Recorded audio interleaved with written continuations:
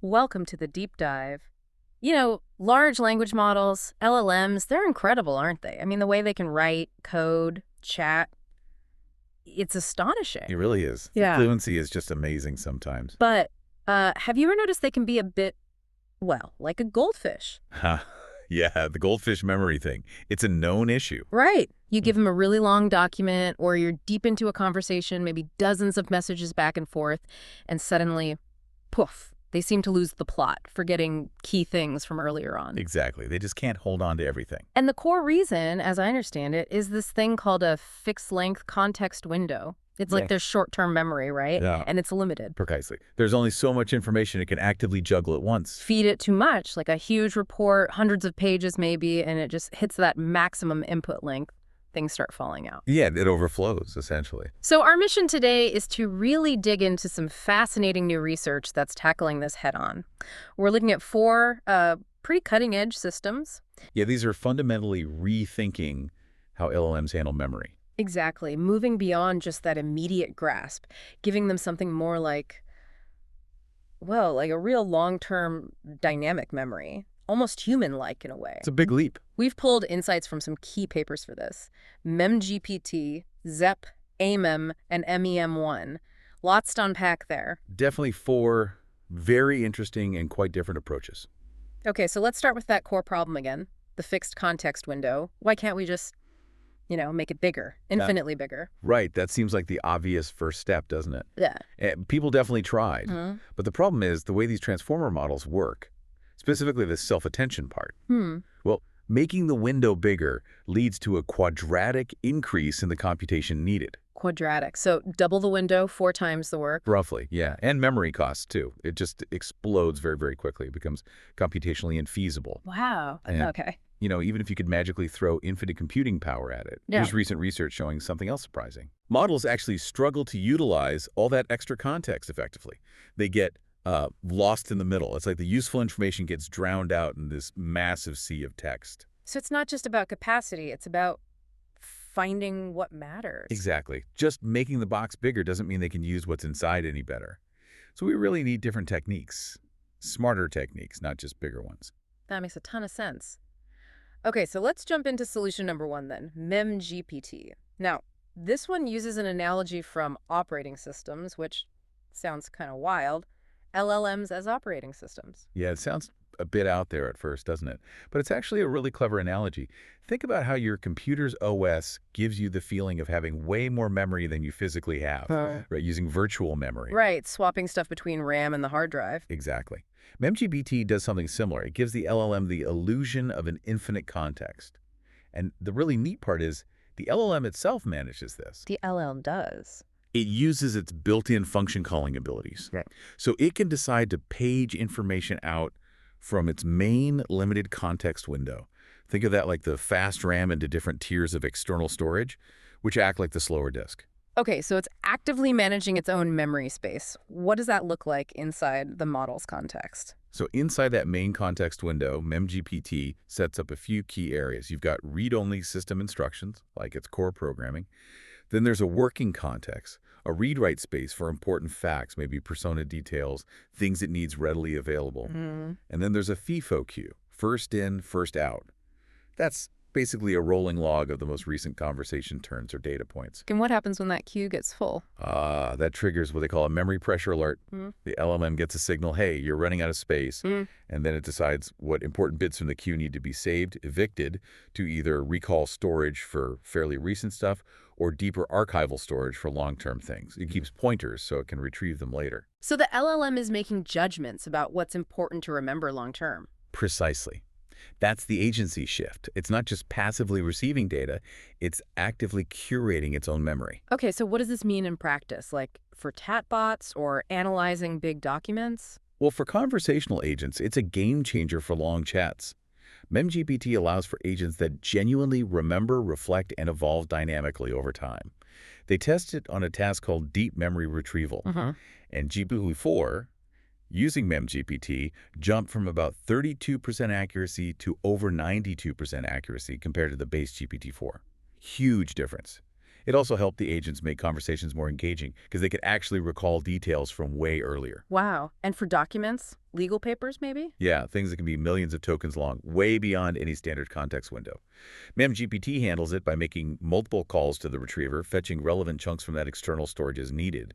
It could even solve these tricky, nested key value retrieval tasks where other methods just completely failed. That OS analogy really holds up then. Very cool. Okay, so MemGPT gives us this virtual infinite context. But what is the challenge isn't just length, but also how information changes over time. That sounds like where ZEP comes in, right? Using knowledge graphs. Exactly. ZEP tackles a different but equally important dimension, time, and relationships. Think about dynamic situations like tracking a project or understanding evolving customer interactions in a business. Facts change, new info comes in, relationships shift. Right, things aren't static. Not at all. So ZEP introduces something called Graphiti, which they describe as a temporally aware knowledge graph engine. It's designed to weave together unstructured chat data and structured business data, crucially, while keeping track of those historical relationships. A temporally aware knowledge graph, how does that work? Is it like different layers? Yeah, you can kind of picture it like that. They talk about an episode subgraph for the raw data, like conversation logs, then a semantic entity subgraph where it extracts the key facts, entities, and how they relate, and finally, a community subgraph for higher-level themes and summaries. Okay, but the temporal part, how does it handle time? This is where it gets really interesting. ZEP uses a bitemporal model. This doesn't just track when a piece of information was entered into the system. Uh-huh. It also tracks when the fact itself was valid in the real world. Whoa. Okay, wait. So it knows when it learned something and the period for which that something was actually true? Exactly, which is huge for handling dynamic information updates, spotting contradictions, and maintaining reliable timeline of facts. If a customer status changes, ZEP knows not just the new status, but when the old one stopped being true. That's mind-bending. So how does it retrieve information then with all of this complexity? It uses a mix of methods: cosine similarity search on embeddings, standard full-text search, but also graph-based searches like breadth-first search to explore connections. Then it re-ranks the results based on things like how often an entity is mentioned or how close nodes are in the graph. So ZEP sounds incredibly sophisticated, especially that bitemporal thing. How did it stack up against MemGPT on those benchmarks? It's interesting. On that same deep memory retrieval, or DMR task, ZEP, using GPT-4 Turbo, actually edged out MemGPT slightly, 94.8% accuracy versus 93.4%. Okay, pretty close though. Very close on that specific task. But here's the kicker. The ZEP researchers themselves pointed out that DMR, while okay, fails to assess complex memory understanding. Oh.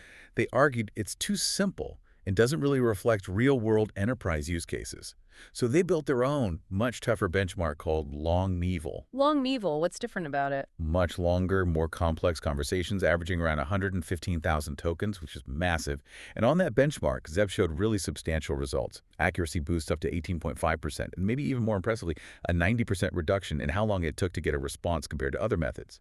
We're really shown in tasks needing cross-session information synthesis and remembering things over very long periods. So the benchmark really matters in showing off specific strengths. ZEP seems built for that complex, dynamic, real-world data. Absolutely. It highlights how, for certain demanding scenarios, especially in business or enterprise, that sophisticated, time-aware knowledge graph approach can be incredibly powerful. Fascinating. Okay, let's shift gears again. Our third approach is AMEM. This one takes inspiration from the Zettelkasten method. That's the note card system, right, for personal knowledge? Yeah, exactly. Nicholas Luhmann's famous slipbox system. It's all about creating atomic notes and linking them together to build a web of knowledge. AMEM tries to bring that philosophy to LLMs. That feels very human, linking ideas together. What's the big challenge in getting an LLM to do that effectively? Does it ever connect things in surprising ways? Well, the core idea behind AMEM is to create an agentic memory system. The key word there is agentic. It aims for dynamic memory structuring without relying on static, predetermined memory operations. So less predefined rules, more, letting the LLM figure it out. Kind of, yeah. Instead of just storing raw text, when new information comes in, the LLM itself constructs a comprehensive note. This isn't just the text. It includes structured stuff like keywords, tags, maybe a summary, and importantly, a contextual description. Each note is like an atomic, self-contained unit of knowledge. Like one idea per card in Zettelkasten. Precisely. And then this is the crucial part. The system, guided by an LLM, autonomously figures out how to link this new note to existing notes in the memory. How does it decide what links are meaningful? It analyzes potential connections, looking for subtle patterns, causal relationships, and conceptual connections. The goal is that related memories become interconnected through their similar contextual descriptions. So, notes on similar topics or related concepts naturally start forming clusters, or boxes as they call them, drawing from the Zettelkasten idea. And a single note can belong to multiple boxes, reflecting complex relationships. And it evolved. Yes, that's key. AMEM isn't just about storing and linking. It's about evolving. Existing memory notes can be dynamically adapted and refined as new information comes in. It's meant to mimic human learning processes, where our understanding deepens and changes over time. Okay, that sounds incredibly organic, but also potentially computationally intensive, constantly analyzing links, restructuring. What's the performance and efficiency like? You'd think it might be heavy, wouldn't you? But this is where AMEM delivers some truly astonishing results. Performance-wise, it consistently beat other methods, including MemGPT, on long conversation benchmarks like Locomo and DialSim, and it showed remarkable superiority on multi-hop tasks where you need to chain several pieces of information together. We're talking at least 2 times better performance there. 2 times better. Okay. But the cost? This is the center. AMEM achieved an 85 to 93% reduction in token usage compared to methods like MemGPT. 85 and 93% reduction. Yeah. They calculated the cost per memory operation at less than 0.00003. It's almost free. That's insane. So it's better and dramatically cheaper. How is that possible? It seems by focusing on creating these rich, interconnected nodes and using the LLM smartly for linking and structuring, it avoids repeatedly processing large chunks of raw text. The retrieval is also super efficient, even when scaling up to 1 million memories retrieval times in microseconds. Wow. And they even did these TSNE visualizations, basically mapping out the memory structure. AMEM created much more coherent clustering patterns, visually showing that it really is autonomously building meaningful structures. So AMEM pushes the agent part right into the memory organization itself. It's not just recalling, it's understanding and structuring. Exactly. It's about how the knowledge itself is represented and evolves, driven by the agent's own processing. Really powerful concept. Incredible efficiency, too. Okay, finally, let's look at MM1. This one uses reinforcement learning, aiming for something that sounds like the ultimate goal. Constant memory usage, no matter how long the interaction goes. Yeah, MEM1 tackles the scaling problem from a completely different angle. But constant memory? How? Doesn't it need to remember something from the past? And if it's actively forgetting things to keep the memory size constant, isn't there a huge risk of discarding something vital? That's the absolute key question, and it's what makes MEM1 so interesting. It doesn't just store everything or page things out like MemGPT. It actively consolidates memory. Consolidates. Yes. It unifies the act of reasoning with the act of updating memory. Instead of just appending the latest turn to an ever-growing history, M1 learns to generate a new, compact, shared internal state at each step. In an internal state, like a summary. Sort of, but more dynamic. It summarizes the relevant past, incorporates the new information, reasons about the next action, and this is crucial. It strategically discards irrelevant or redundant information from the previous state. So the size of this internal state, which is fed back into the prompt, stays near constant. Okay, but how does it learn what's irrelevant or redundant? That seems like the hard part, avoiding throwing out the baby with the bathwater. Reinforcement learning. That's the engine driving it. The agent is trained on complex, multi-step tasks where success absolutely requires remembering information from earlier steps. It only gets rewarded if it completes the whole task correctly. Ah, so it's forced to learn memory management through trial and error. Exactly. If it forgets something crucial, it fails the task, gets no reward, and adjusts its strategy. It's like how we learn to memorize things for a test or get good at Sudoku. The task itself forces you to develop strategies for filtering, retaining, and consolidating information efficiently. It learns to preserve and update only what's necessary. That's a fascinating way to train memory. So this constant memory approach, what does it enable in practice? Especially on those really long, complex tasks. It really shines there. They tested it on these multi-objective question-answering tasks, like handling 16 different goals simultaneously, way harder than what it was trained on. 16 goals, wow. And the MM1 model, even a smaller 7 billion parameter version, actually surpassed a much larger 14 billion parameter baseline model. The smaller model beat the bigger one. Yes. And it did so while using only about 27% of the peak tokens and under 30% of the inference time compared to that larger model. It maintained an almost constant peak token count throughout the entire long task. Incredible efficiency again. Any other example? They also tested it on web shop navigation complex tasks, where an agent has to browse an online store, find items based on criteria, and make decisions. MEM1 significantly outperformed other methods, including strong baselines like GPT-4o using other memory techniques.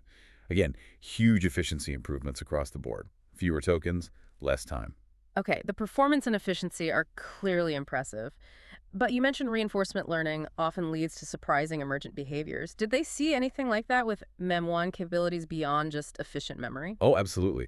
This is perhaps the most striking part. Because it's forced to manage its state so carefully, MEM1 developed some really sophisticated strategies. It learned to manage multiple questions concurrently, juggling different threads. It learned to shift focus. If it got stuck on one part of a problem, it would switch to another and come back later. Very strategic. It could interleave reasoning and memory smoothly, and even showed signs of self-verification, like double-checking its understanding and decomposing complex queries into smaller steps. So it's not just remembering, it's developing actual problem-solving strategies because of the memory constraint. That seems to be the implication. The pressure to consolidate forces a deeper level of processing. It really makes you wonder, as you asked earlier, could learning to actively forget and consolidate be a fundamental step towards more scalable, generally intelligent agents? Forcing efficiency might breed intelligence. That's a profound thought. Okay, so let's try and bring this all together for our listener. We've looked at 4 really different ways to tackle that LLM goldfish memory. 4 distinct philosophies, really. Right. So first we had MemGPT, that's the OS-inspired one, creating the illusion of infinite memory by paging data in and out, like virtual memory. Yep, the virtual context manager. Then ZEP, that's the knowledge graph approach, really focused on tracking information over time with that temporal awareness. Great for dynamic, complex data, maybe enterprise use cases. The time-traveling knowledge graph, you could say. Ah, nice. Then AMEM, inspired by Zettelkasten.